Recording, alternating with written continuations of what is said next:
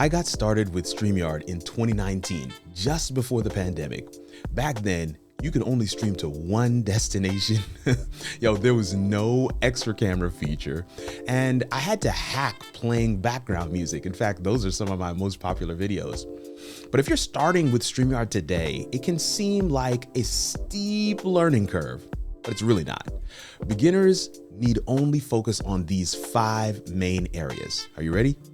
Understanding the dashboard, navigating the studio, leverage communication, dial in your branding, and asset management. That's 5. And that's all you need to feel comfortable on the platform, get unstuck, and start creating. Join me for this StreamYard beginner crash course. Let's dive in.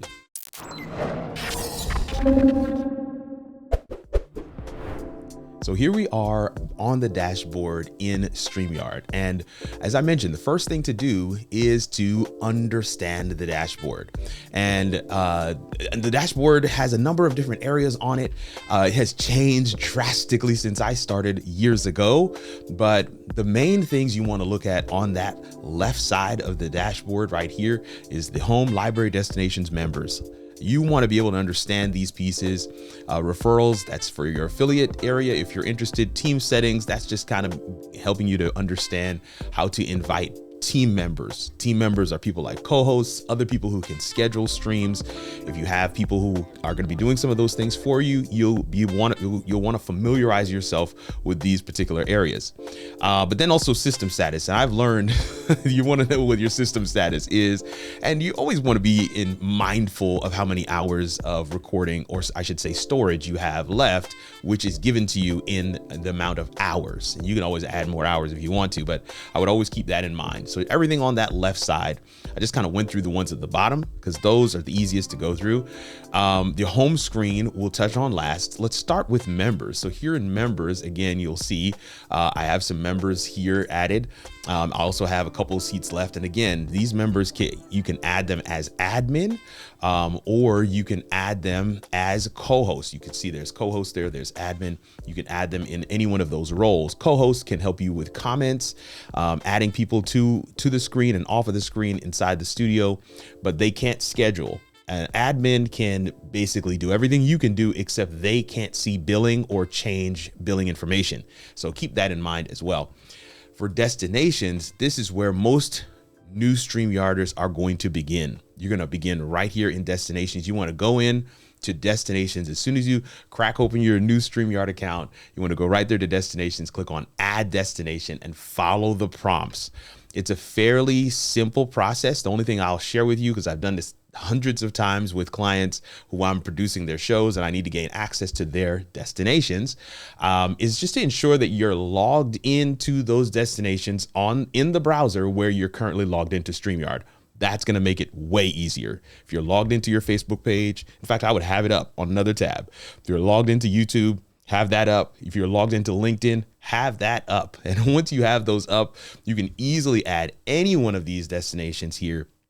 And for my beginners, you probably aren't familiar with custom RTMP, but it is just another way to be able to stream to a destination that isn't necessarily listed here. But you'll get more on that as you grow and as you learn this practice of live streaming, which will serve you not just for StreamYard, but several other platforms as well. Library for beginners, there isn't going to be much here, but you want to be able to know how to navigate the library. You want to be able to understand the dashboard, and understanding the dashboard does include the library. I've got several videos here that I've done over time. Some of them were pre-recorded streams. Some of them were client projects. You can go back in after a recording is complete. You can go back in after a live show is done. As long as you have it saved to your library, you can go in here. There's a number of things you can do. You can actually schedule it as a live stream. You can change the thumbnail, and you can edit the title.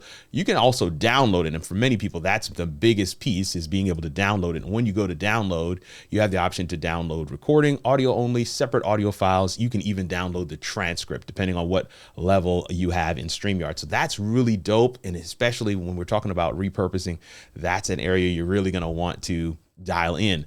But the area that, again, has caught a lot of people's attention, especially if you're familiar with anything like Opus Clips or even what Riverside does with their repurposing structure, this is a very similar scenario where you can go in and you can create clips from your long form, your recorded or live show content. You can create 16:9 clips or 9:16 clips for shorts and reels.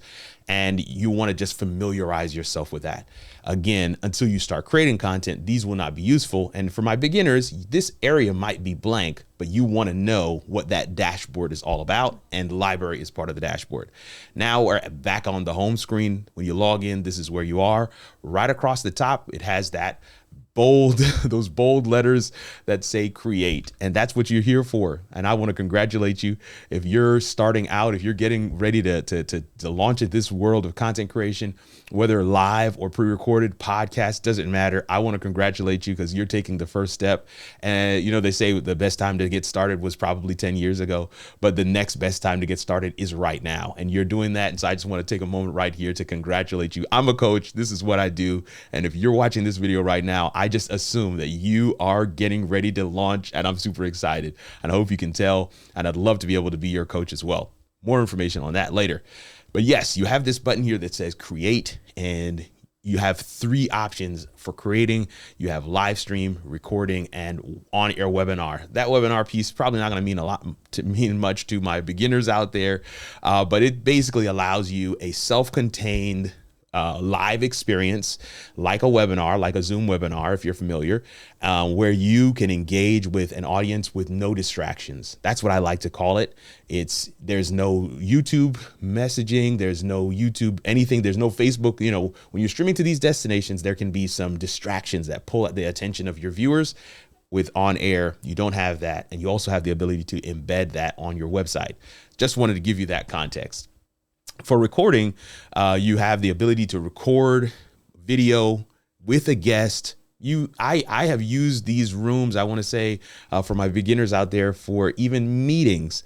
And so just want to make sure you understand that these are everything that we're talking about is possible.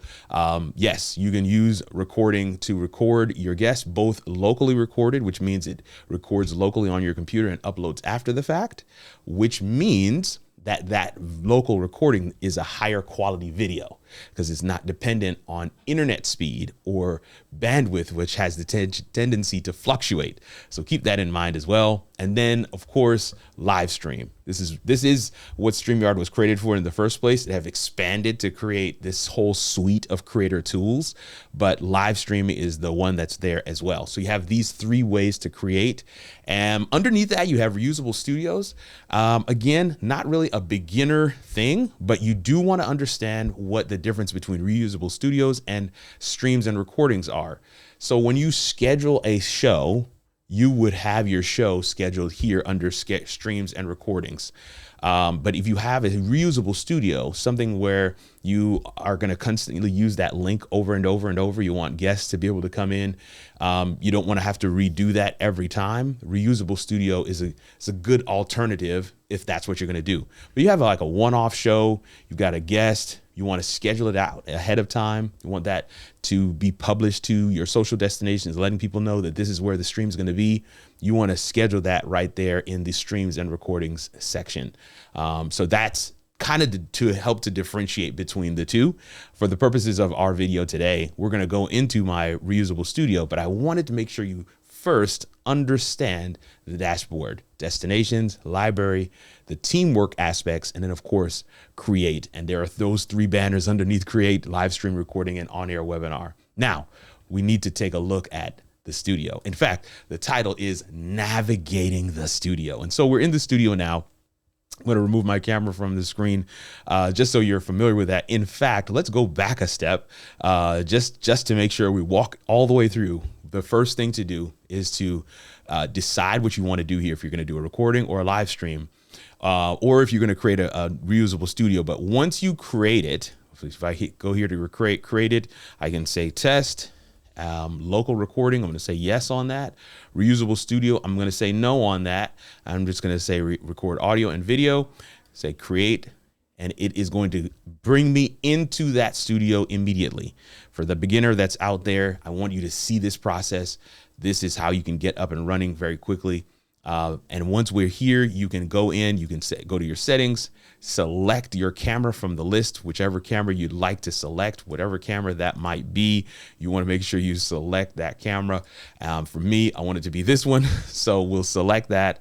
You can decide what your resolution is going to be. You can decide again what your audio inputs are going to be. You do all of that before you get into the studio. Want to make sure that those things are there. You might want to have on echo cancellation if you don't have headphones. If you do have headphones, you can possibly turn off echo cancellation. So keep that in mind as well. Just a quick tip for my beginners out there. Back on general, you can actually decide here whether you want it to be landscape or portrait. Portrait being the 9:16, which is vertical for like Instagram or TikTok. Then you have some other options here as well. You can even change your appearance from light to dark right here in the general settings. So you have all of that right as you're getting ready to go in. So I always recommend you make sure your name is right. You test out your mic and your camera. You go through and look at your settings. If you've got a green light right here, you're good to go. And I'm excited for you because you're getting ready to get started. I want to go back to the dashboard for just a second because we did go through recording, but I do want to go through live stream.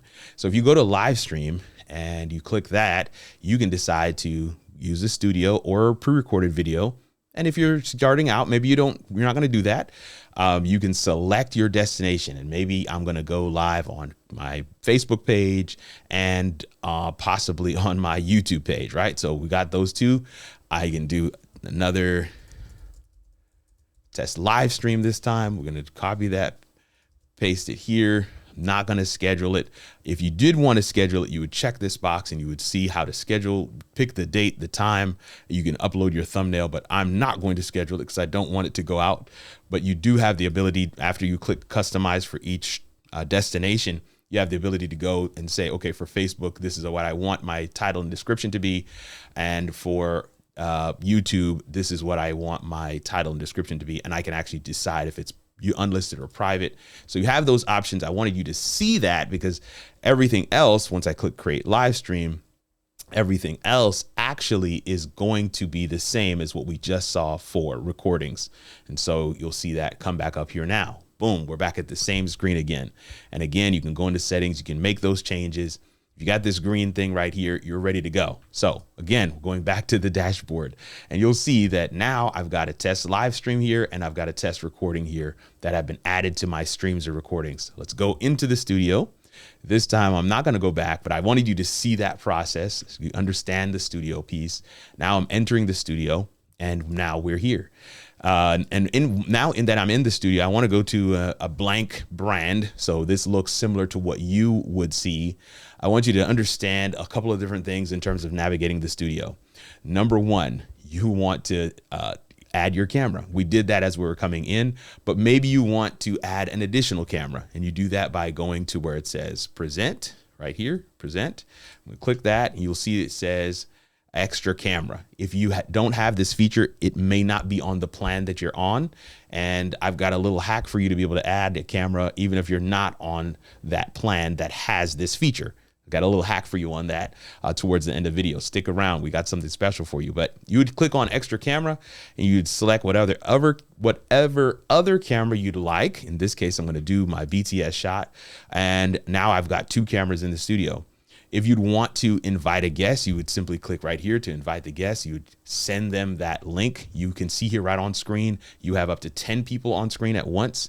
And so you would send them that link, they would connect in, and those guests would show up right here as well. And if you have a number of guests, you even have to scroll to be able to see all of them. So keep that in mind as well.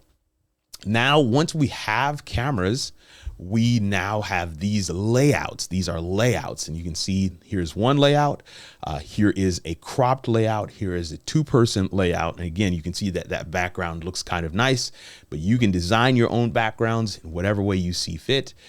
Here is yet another layout. Another thing to keep in mind with layouts is that you can always drag and drop. And while you're seeing these things on screen, I'm showing you the host's view. This is not what your audience will see. They will simply see a very smooth swap between the two. We can go back to a cinema layout. And cinema layout is if you have a presentation. So if you have a slideshow, I have loaded some presentations into my StreamYard instance here. And so I'm going to actually select one, but you can actually go to present. You can go to slides in PDF. You can actually go to Google Slides or just pick a presentation that's on your computer, whichever you want to do. Once you get it loaded, however, it will load in here. And I will just say, pro tip, if you can export your presentation as a PDF, if you're not concerned about, having the animations and other things, I would do that because it does make for easy management when you're only on one monitor. If you have more than one monitor, then you can have your presentation on one. You can share that in. You can manage both at the same time. But for many beginners, when you're starting out, you may just want to export it as a PDF so you can have it here like this. Add that to the screen. You can see now that layout takes up the whole screen. But what if I want to be on the screen as well? You have some options in terms of some custom layouts that you can create to be able to showcase both your presentation, yourself, and your additional camera or a guest. So you have some options there. And here is yet another layout. And here is yet another layout. There's some definitely a number of layouts that you can create. A lot of different options that you have here from a custom layout perspective, also from a share screen. And then lastly, you can actually share video as well. So if I go and click share video file, I can actually go and find a video on my computer, click open, and that will actually show that video there as well. So if I go back to this layout and then simply add this one, now the video is playing next to me. And again, this is what everyone will see on the stream as opposed to what we see inside the studio. So that is on navigating the studio. And I know, just trying to give you a crash course, just trying to make it as simple as possible. And I hope that we are getting you across the line. So the next thing is to leverage communication. The truth is, I always say that I think anytime you're creating content, it is a two-way street. And so you want to make sure you have ways to be able to communicate with those who are viewing. Even for you guys who are watching this video right now, I want to make sure that you can comment below, that you can talk with me, and we can have a conversation. I'm putting information out, but I want to hear back. And even whether it's pre-produced content or it's live content, you want to be able to leverage your communications. And some of the tools that we have inside StreamYard for communication is these two at the top here. Comments. Here is a sample comment. And being able to bring a comment on screen and showcasing, hey, I saw what you typed and I'm responding to you. It has an effect and impact, especially while live. But even when you're not live, you have banners and you can actually put something like this on screen. In one sentence, what is public speaking? And I can go on talking as the person that's on screen while the person who's viewing this pre-recorded or replay or even live can begin to respond in the chat. So utilizing banners and utilizing comments is a way that you can really dial in your communication with those who are watching, with your audience. And then lastly, we have the private chat. I'm going to take that off, but private chat is where you and your guests can talk right here, chat with everyone in the studio. Anybody that's in your studio, maybe your co-host, maybe your guest, you may want to say something to them. Hey, we need to, close off this segment so we can get to the next one. You can have that conversation here. And that's how you're going to be able to leverage your communication in the system. All right, here we go. We're moving along. Section number 4 is that you want to dial in your branding. And this part, I'm not going to go too deep with it, but I do want to touch it in this crash course that we're going through here. You want to dial in your branding. And what does that mean? Here you have a number of tabs on the side of your screen. We've talked about comments. We've talked about banners. Right? We've talked about banners. We've also talked about private chat. Recording is just a tab to kind of let you know how the recording is going. It's just kind of a monitoring place. The two that we haven't touched on is media assets, which we'll get to next in our asset management segment, and style. Your branding is all under style. Style is where your branding is. This is where you can set your brand colors. Notice that I have my name here and it's got a little blue to it. Well, if I want to change that to something else, maybe I want it to be somewhere in this area here.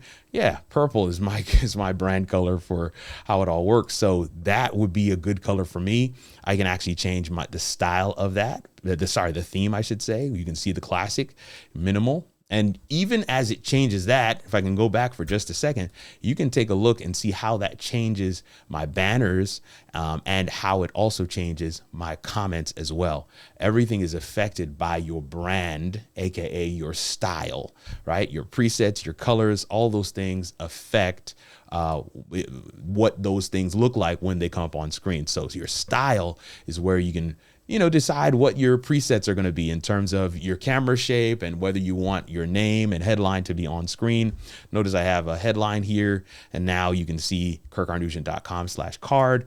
These are all things you can decide here. Also in this section, you can decide to switch your fonts. And now look at how that font looks. You can see I've selected this different font that I've uploaded.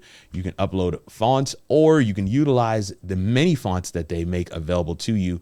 And in this branding section, AKA style section, you can also select your default camera shape. I know that that's behind me on screen, but you can see that.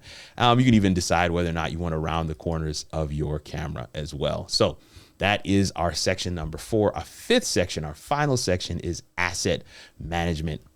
And of course, aptly named, it's under media assets. In media assets, you will have your logo. You can see us adding that to the screen. You can have overlays. You can see us adding that to the screen. This is a transparent overlay, right? You can see that you have pieces that are visible, but the rest of it allows me to still be on screen. So some overlays are transparent, other overlays are full screen. Let's get an example of a full screen overlay. This is a transparent overlay. I'm going to just go ahead and add that one. And while that's adding, let's go ahead and get one other asset. One other overlay. Here's another one for my business. And so now you can see Coaching Corner with Kirk. And again, maybe I might want to go back to style and decide, okay, let me turn off the headline because I've got my name there. But under media assets, you have your overlay that has this in this way. Here is another overlay that is a full screen overlay, and it just kind of is like a graphic. So you can upload graphics to this section. You can bring them on just by clicking show. And once you click show, you'll see it now says hide. When I click hide, they can see you again. And one of the things I want to say here really quickly, if you do have an overlay like this one, but then you want to go to a full screen graphic, don't click on hide, rather go back to the previous graphic and click show. So you can see that how that's a little bit of a smoother transition as opposed to clicking one on, clicking it off, and then having to click this other one back on. Just a little bit of a hack there. Hopefully that's useful to you. Video clips, you can upload videos. There is some guidelines for that. They need to be a specific file size, and they do need to be a specific file type, MP4, 200 meg and 10 minutes in length. So keep that in mind. Videos are great for an intro, outro, maybe even a quick little 7-second bumper that allows you to switch from one scene to the next or bring a guest on screen, whichever, but utilize videos where you see fit. Just keeping in mind, you can also play videos locally, as we showed before, by going to present and playing it directly from your hard drive. These videos, however, are uploaded and they are sitting in your studio, always readily available, no matter which computer you connect in from. So that's pretty cool as well. And then here we have our backgrounds, and you can design some really cool backgrounds. I'm going to add one really quickly. Here we go. Here's one that I'm going to add really quickly just so you can see what a designed background looks like. And if you're interested in learning how to design some of your own as a beginner, let me know in the comment section. That might be my next video, or at least I'll add it to my content calendar for those who are interested. I'm going to add back my other camera to the screen. You can see what it looks like with the bubbles, But what about my background? There's the background that you're used to. There's a background that's on the screen right now. And again, it allows me, affords me the opportunity to kind of dial in my own thing, allows me to showcase my own brand, my own colors, my own pictures. And this is where we call assets. Your media assets are your graphics, your overlays, your videos, your backgrounds, and of course your music. Under background music, you have the ability to loop your tracks. You have the ability to fade the tracks in and out. You have some options there. But in addition, you do have the ability to upload more music, and you just want to make sure that this is copyright free, right? So just because you have the music doesn't mean you have the right to play the music on a live stream or in your content that will be publicly consumed on a social platform like Facebook or YouTube. So you want to make sure you own the rights to this music, whether you bought it through something like an Epidemic Sound or something else. You want to make sure you own the rights to the music. In addition, if you want to upload a sound effect like clapping, like a DJ air horn, like a bomb, all these things can be added, and you can add them right here. That, my friends, is it. That's all of the 5 areas that I wanted to showcase with you as we look at this crash course for managing StreamYard as a beginner. Once you have a good grasp of the fundamentals, you can add tricks and hacks like adding an extra camera, using an incognito browser tab. And if you're not familiar with that hack, I mentioned it earlier in the video, click this video right here and I'll show you how to do it in both StreamYard and in EVMux. Definitely a useful trick to have up your sleeve. Click here to watch and I'll see you over there.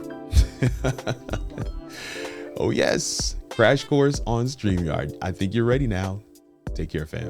Grace and peace.